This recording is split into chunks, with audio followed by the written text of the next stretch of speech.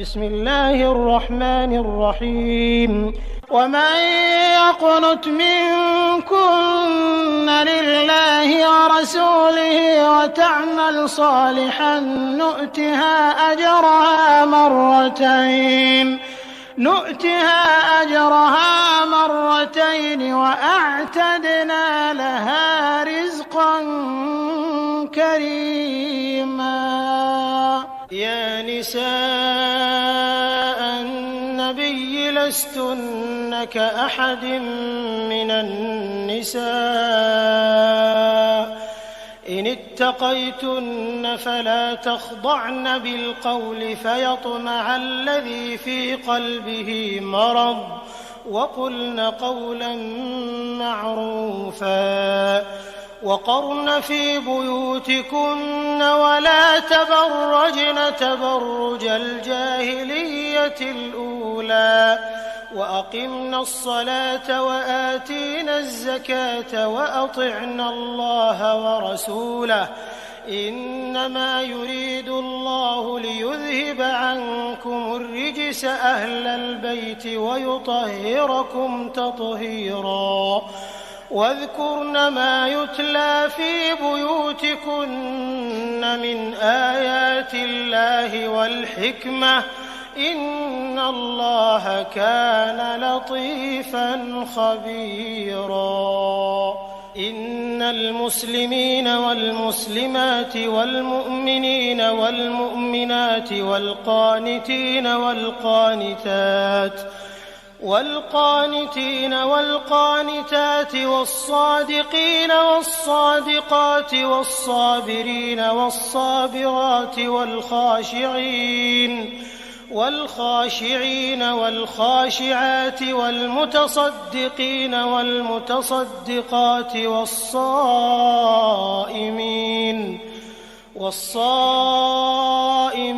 والصائمات والحافظين فروجهم والحافظات والذاكرين الله كثيرا والذاكرات أعد الله لهم مغفرة وأجرا عظيما.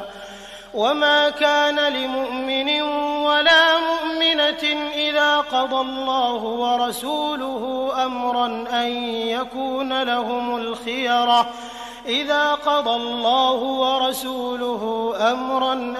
يكون لهم الخيرة من أمرهم ومن يعص الله ورسوله فقد ضل ضلالا مبينا. وإذ تقول للذي أنعم الله عليه وأنعمت عليه أمسك عليك زوجك واتق الله وتخفي في نفسك ما الله مبديه وتخشى الناس والله أحق أن تخشاه فلما قضى زيد منها وطرا زوجناكها لكي لا يكون على المؤمنين حرج في أزواج أدعيائهم إذا قضوا منهن وطرا وكان أمر الله مفعولا. ما كان على النبي من حرج فيما فرض الله له سنة الله في الذين خلوا من قبل وكان أمر الله قدرا مقدورا. الذين يبلغون رسالات الله ويخشونه ولا يخشون أحدا إلا الله وكفى بالله حسيبا. ما كان محمد أبا أحد من رجالكم ولكن رسول الله وخاتم النبيين وكان الله بكل شيء عليما. يا أيها الذين آمنوا اذكروا الله ذكرا كثيرا وسبحوه بكرة وأصيلا هو الذي يصلي عليكم وملائكته ليخرجكم من الظلمات إلى النور وكان بالمؤمنين رحيما تحيتهم يوم يلقونه سلام وأعد لهم أجرا كريما يا أيها النبي إنا أرسلناك شاهدا ومبشرا ونذيرا وداعيا إلى الله بإذنه وسراجا منيرا وبشر المؤمنين بأن لهم من الله فضلا كبيرا ولا تطع الكافرين والمنافقين ودع أذاهم وتوكل على الله وكفى بالله وكيلا يا أيها الذين آمنوا إذا نكحتم المؤمنات ثم طلقتموهن من قبل أن تمسوهن فما لكم عليهن من عدة تعتدونها فمتعوهن وسرحوهن سراحا جميلا يا أيها النبي إنا أحللنا لك أزواجك اللاتي آتيت أجورهن وما ملكت يمينك مما أفاء الله عليك وبنات عمك وبنات عماتك وبنات خالك وبنات خالاتك اللاتي هاجرن معك وامرأة مؤمنة إن وهبت نفسها للنبي إن أراد النبي أن يستنكحها خالصة لك من دون المؤمنين قد علمنا ما فرضنا عليهم في أزواجهم وما ملكت أيمانهم لكي لا يكون عليك حرج وكان الله غفورا رحيما ترجي من تشاء منهن وتؤوي إليك من تشاء ومن ابتغيت ممن عزلت فلا جناح عليك ذلك أدنى أن تقر أعينهن ولا يحزن ويرضين بما آتيتهن كلهن والله يعلم ما في قلوبكم وكان الله عليما حليما لا يحل لك النساء من بعد ولا أن تبدل بهن من أزواج ولو أعجبك حسنهن إلا ما ملكت يمينك وكان الله على كل شيء رقيبا يا أيها الذين آمنوا لا تدخلوا بيوت النبي إلا أن يؤذن لكم إلى طعام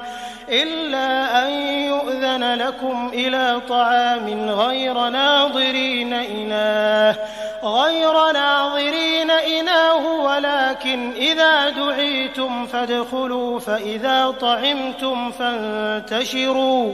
ولا مستأنسين لحديث إن ذلكم كان يؤذي النبي فيستحيي منكم والله لا يستحيي من الحق وإذا سألتموهن متاعا فاسألوهن من وراء حجاب ذلكم أطهر لقلوبكم وقلوبهن وما كان لكم أن تؤذوا رسول الله ولا أن تنكحوا أزواجه من بعده أبدا إن ذلكم كان عند الله عظيما إن تبدوا شيئا أو تخفوه فإن الله كان بكل شيء عليما. لا جناح عليهن في آبائهن ولا أبنائهن ولا إخوانهن ولا أبناء إخوانهن ولا أبناء أخواتهن ولا نسائهن ولا ما ملكت أيمانهن واتقين الله إن الله كان على كل شيء شهيدا. إن الله وملائكته يصلون على النبي يا أيها الذين آمنوا صلوا عليه وسلموا تسليما. إن الذين يؤذون الله ورسوله لعنهم الله في الدنيا والآخرة وأعد لهم عذابا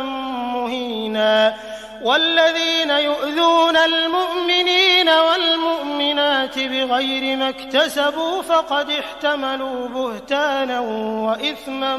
مبينا.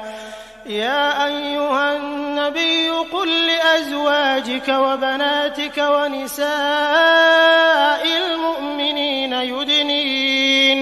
يدنين عليهن من جلابيبهن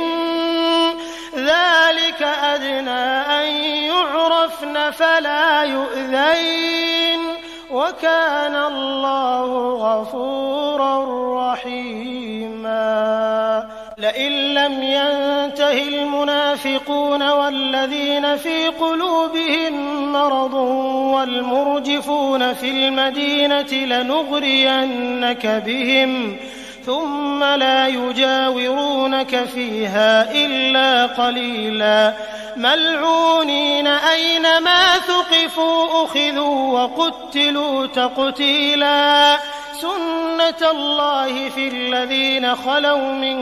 قبل ولن تجد لسنة الله تبديلا. يسألك الناس عن الساعة قل إنما علمها عند الله وما يدريك لعل الساعة تكون قريبا. إن الله لعن الكافرين وأعد لهم سعيرا خالدين فيها أبدا لا يجدون وليا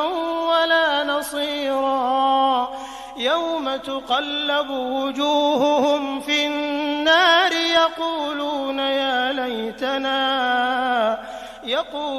يا ليتنا أطعنا الله وأطعنا الرسولا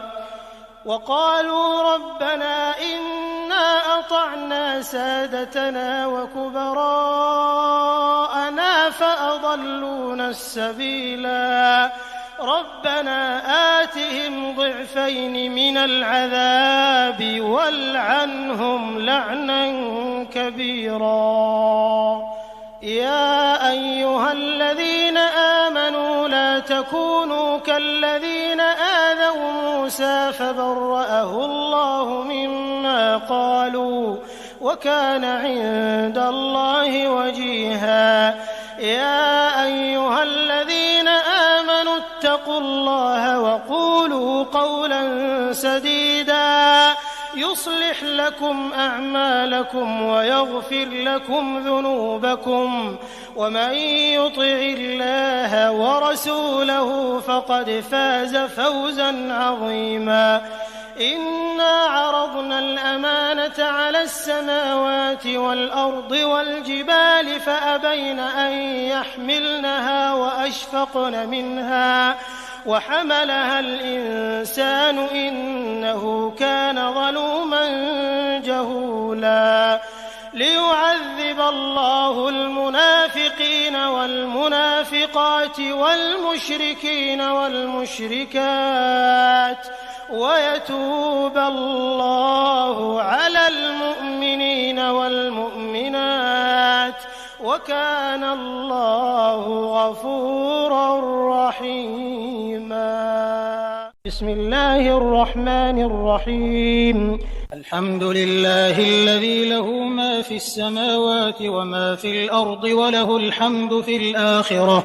وهو الحكيم الخبير. يعلم ما يلج في الأرض وما يخرج منها وما ينزل من السماء وما يعرج فيها وهو الرحيم الغفور. وقال الذين كفروا لا تأتينا الساعة قل بلى وربي لتأتينكم عالم الغيب لا يعزب عنه مثقال ذرة في السماوات ولا في الأرض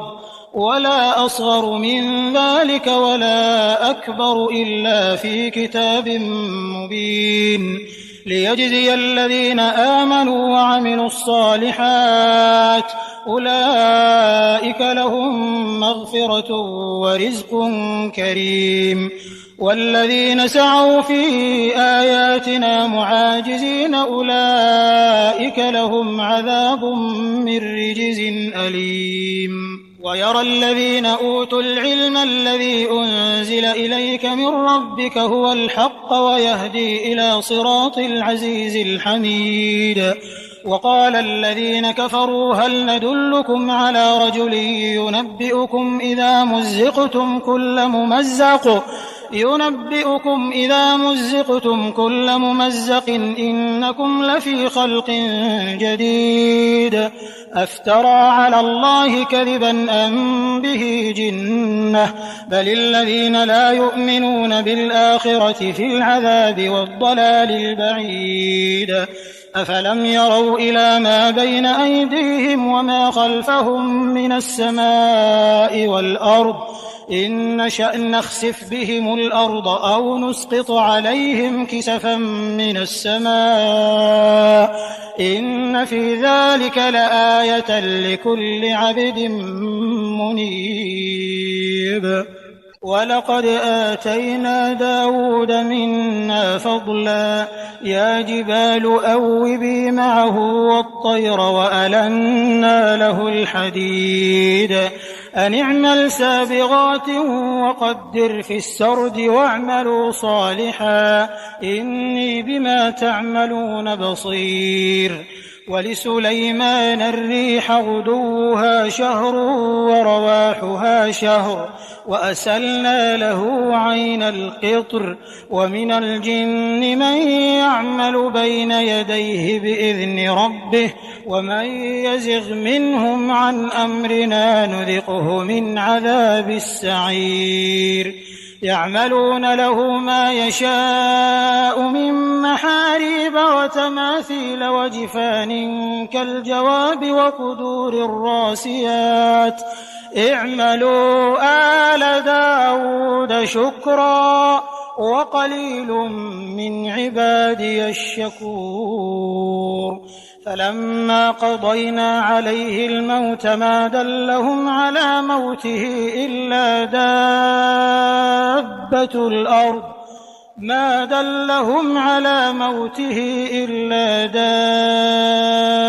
دابة الأرض تأكل من سأته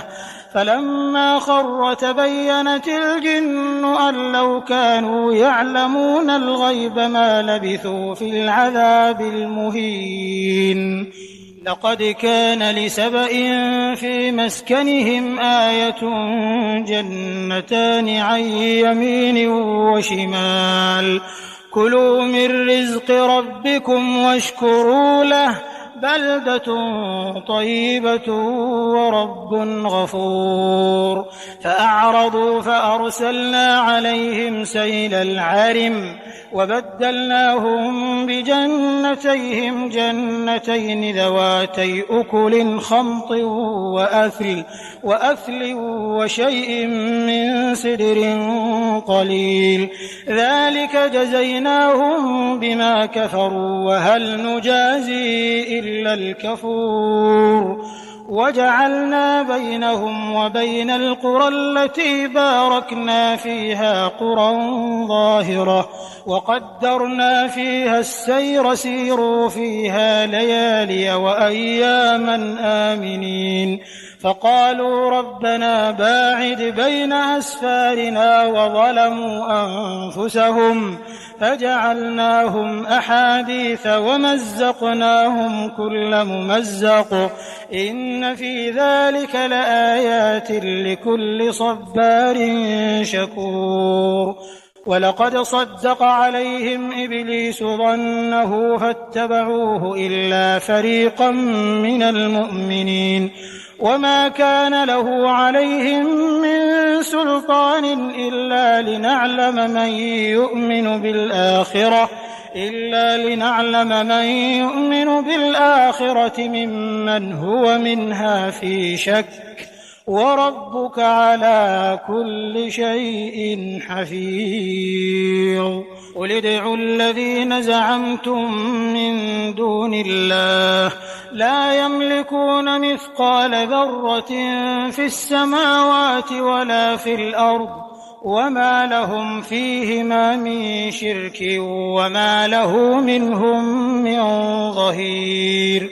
ولا تنفع الشفاعة عنده إلا لمن أذن له حتى إذا فزع عن قلوبهم قالوا ماذا قال ربكم قالوا الحق وهو العلي الكبير قل من يرزقكم من السماوات والأرض قل الله وإنا أو إياكم لعلى هدى أو في ضلال مبين قل لا تسألون عما أجرمنا ولا نسأل عما تعملون قل يجمع بيننا ربنا ثم يفتح بيننا بالحق وهو الفتاح العليم قل أروني الذين ألحقتم به شركاء كلا بل هو الله العزيز الحكيم وما أرسلناك إلا كافة للناس بشيرا ونذيرا ولكن أكثر الناس لا يعلمون ويقولون متى هذا الوعد إن كنتم صادقين قل لكم ميعاد يوم لا تستأخرون عنه ساعة ولا تستقدمون وقال الذين كفروا لن نؤمن بهذا القرآن ولا بالذي بين يديه ولو ترى إذ الظالمون موقوفون عند ربهم يرجع بعضهم إلى بعض القول يقول الذين استضعفوا للذين استكبروا لولا أنتم لكنا مؤمنين قال الذين استكبروا للذين استضعفوا أنحن صددناكم عن الهدى بعد إذ جاءكم بل كنتم مجرمين وقال الذين استضعفوا للذين استكبروا بل مكر الليل والنهار إذ تأمروننا أن نكفر بالله ونجعل له أندادا وأسروا الندامة لما رأوا العذاب وجعلنا الأغلال في أعناق الذين كفروا هل يجزون إلا ما كانوا يعملون وما أرسلنا في قرية من نذير إلا قال مترفوها إنا بما أرسلتم به كافرون وقالوا نحن أكثر أموالا وأولادا وما نحن بمعذبين قل إن ربي يبسط الرزق لمن يشاء ويقدر ويقدر ولكن أكثر الناس لا يعلمون وما أموالكم ولا أولادكم بالتي تقربكم عندنا زلفى إلا من آمن وعمل صالحا فأولئك لهم جزاء الضعف بما عملوا وهم في الغرفات آمنون والذين يسعون في آياتنا معاجزين أولئك في العذاب محضرون قل إن ربي يبسط الرزق لمن يشاء من عباده ويقدر له وما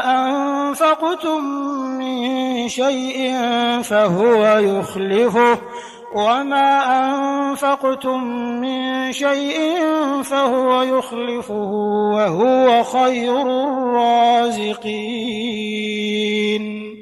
ويوم يحشرهم جميعا ثم يقول للملائكة أهؤلاء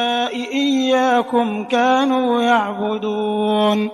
قالوا سبحانك أنت ولينا من دونهم بل كانوا يعبدون الجن أكثرهم بهم مؤمنون فاليوم لا يملك بعضكم لبعض نفعا ولا ضرا ونقول للذين ظلموا ذوقوا عذاب النار التي كنتم بها تكذبون وإذا تتلى عليهم آياتنا بينات قالوا ما هذا إلا رجل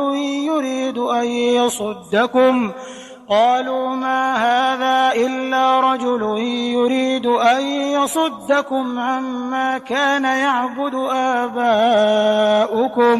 وقالوا ما هذا إلا إفك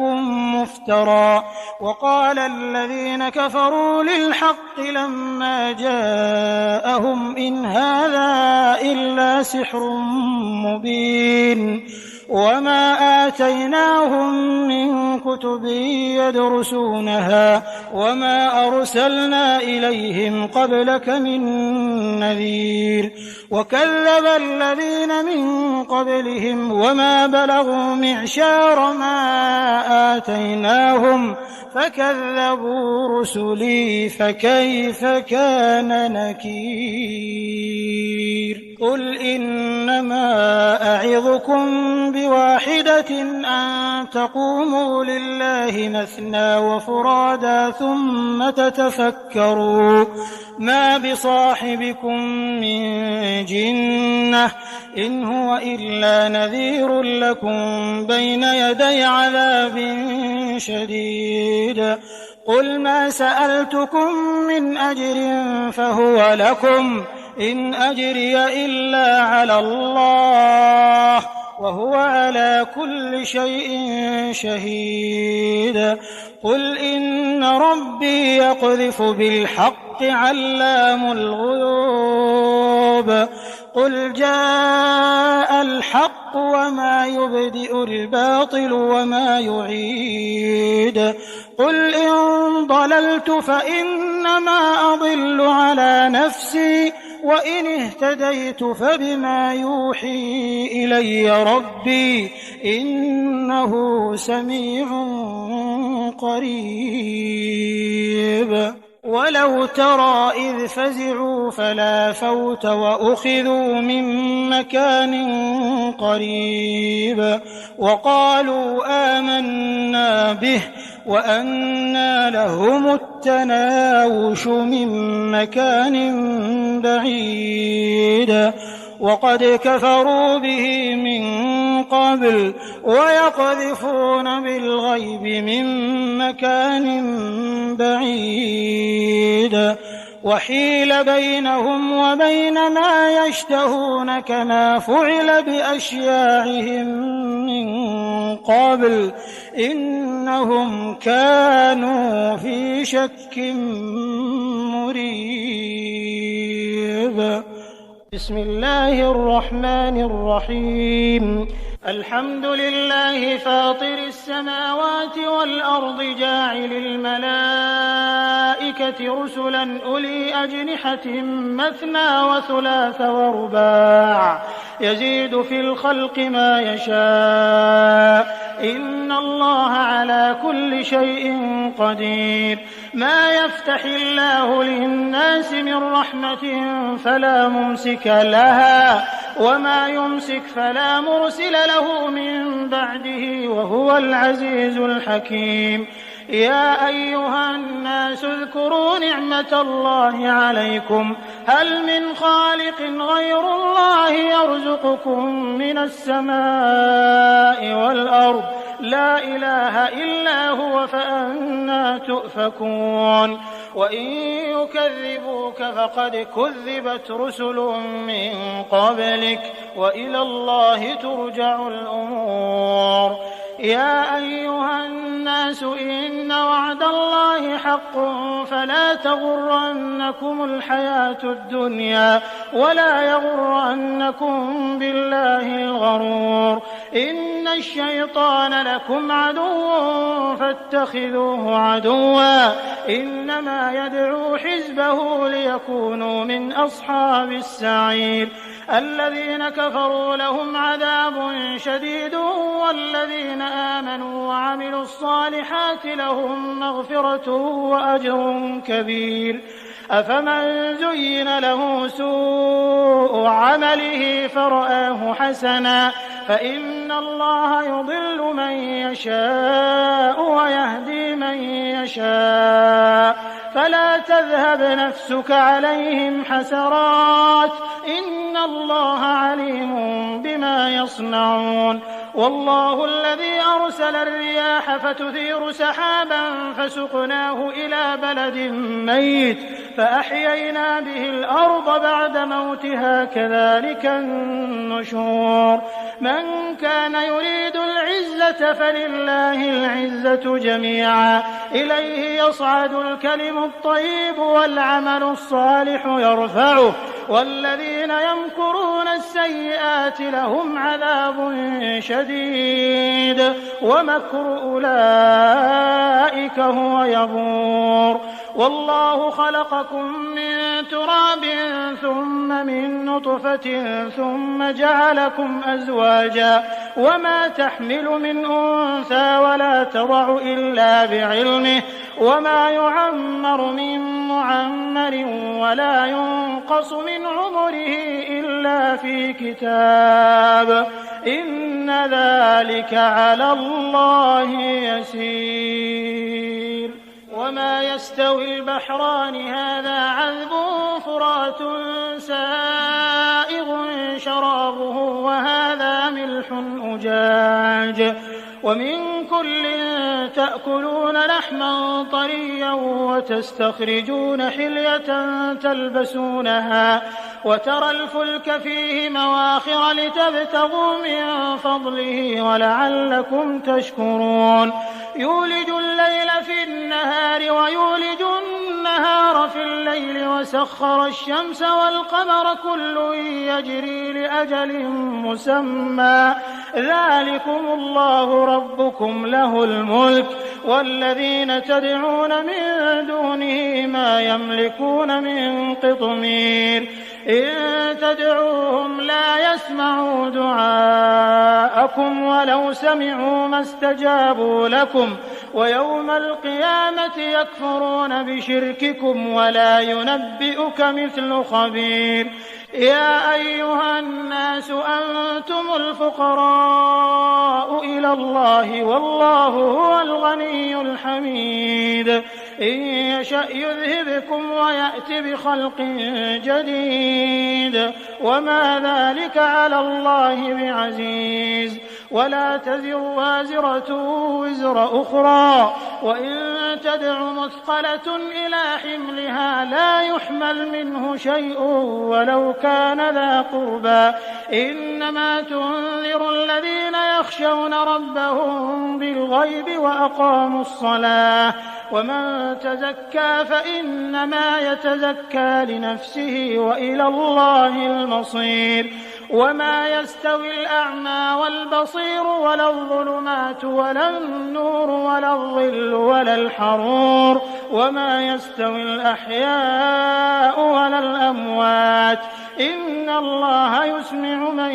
يشاء وما أنت بمسمع من في القبور إن أنت إلا نذير إنا أرسلناك بالحق بشيرا ونذيرا وإن من أمة إلا خلا فيها نذير وإن يكذبوك فقد كذب الذين من قبلهم جاءتهم رسلهم بالبينات وبالزبر وبالكتاب المنير ثم أخذت الذين كفروا فكيف كان نكير ألم تر أن الله أنزل من السماء ماء فأخرجنا به ثمرات مختلفا ألوانها ومن الجبال جدد بيض وحمر مختلف ألوانها وغرابيب سود ومن الناس والدواب والأنعام مختلف ألوانه كذلك إنما يخشى الله من عباده العلماء إن الله عزيز غفور إن الذين يتلون كتاب الله وأقاموا الصلاة وأنفقوا مما رزقناهم سرا وعلانية يرجون تجارة لن تبور ليوفيهم أجورهم ويزيدهم من فضله إنه غفور شكور والذي أوحينا إليك من الكتاب هو الحق مصدقا لما بين يديه إن الله بعباده لخبير بصير ثم أورثنا الكتاب الذين اصطفينا من عبادنا فمنهم ظالم لنفسه ومنهم مقتصد ومنهم سابق بالخيرات بإذن الله ذلك هو الفضل الكبير جنات عدن يدخلونها يحلون فيها من أساور من ذهب ولؤلؤا ولباسهم فيها حرير وقالوا الحمد لله الذي أذهب عنا الحزن إن ربنا لغفور شكور الذي أحلنا دار المقامة من فضله لا يمسنا فيها نصب ولا يمسنا فيها لغوب والذين كفروا لهم نار جهنم لا يقضى عليهم فيموتوا ولا يخفف عنهم من عذابها كذلك نجزي كل كفور وهم يصطرخون فيها ربنا أخرجنا نعمل صالحا غير الذي كنا نعمل أولم نعمركم ما يتذكر فيه من تذكر وجاءكم النذير فذوقوا فما للظالمين من نصير إن الله عالم غيب السماوات والأرض إنه عليم بذات الصدور هو الذي جعلكم خلائف في الأرض فمن كفر فعليه كفره ولا يزيد الكافرين كفرهم عند ربهم إلا مقتا ولا يزيد الكافرين كفرهم إلا خسارا قل أرأيتم شركاءكم الذين تدعون من دون الله أروني ماذا خلقوا من الأرض أم لهم شرك في السماوات أم آتيناهم كتابا فهم على بينة منه بل إن يعد الظالمون بعضهم بعضا إلا غرورا إن الله يمسك السماوات والأرض أن تزولا ولئن زالتا إن أمسكهما من أحد من بعده إنه كان حليما غفورا وأقسموا بالله جهد أيمانهم لئن جاءهم نذير ليكونن أهدى من إحدى الأمم فلما جاءهم نذير ما زادهم إلا نفورا استكبارا في الأرض ومكر السيء ولا يحيق المكر السيء إلا بأهله فهل ينظرون إلا سنة الأولين فلن تجد لسنة الله تبديلا ولن تجد لسنة الله تحويلا أولم يسيروا في الأرض فينظروا كيف كان عاقبة الذين من قبلهم وكانوا أشد منهم قوة وما كان الله ليعجزه من شيء في السماوات ولا في الأرض إنه كان عليما قديرا ولو يؤاخذ الله الناس بما كسبوا ما ترك على ظهرها من دابة ولكن يؤخرهم إلى أجل مسمى فإذا جاء أجلهم فإن الله كان بعباده بصيرا. أعوذ بالله من الشيطان الرجيم. بسم الله الرحمن الرحيم. ياسين والقرآن الحكيم إنك لمن المرسلين على صراط مستقيم تنزيل العزيز الرحيم لتنذر قوما ما أنذر آباؤهم فهم غافلون لقد حق القول على أكثرهم فهم لا يؤمنون إنا جعلنا في أعناقهم أغلالا فهي إلى الأذقان فهم مقمحون وجعلنا من بين أيديهم سدا ومن خلفهم سدا فأغشيناهم فهم لا يبصرون وسواء عليهم أأنذرتهم أم لم تنذرهم لا يؤمنون إنما تنذر من اتبع الذكر وخشي الرحمن بالغيب فبشره بمغفرة وأجر كريم إنا نحن نحيي الموتى ونكتب ما قدموا وآثارهم وكل شيء أحصيناه في إمام مبين واضرب لهم مثلا أصحاب القرية إذ جاءها المرسلون إذ أرسلنا إليهم 2 فكذبوهما فعززنا بثالث فقالوا إنا إليكم مرسلون قالوا ما أنتم إلا بشر مثلنا وما أنزل الرحمن من شيء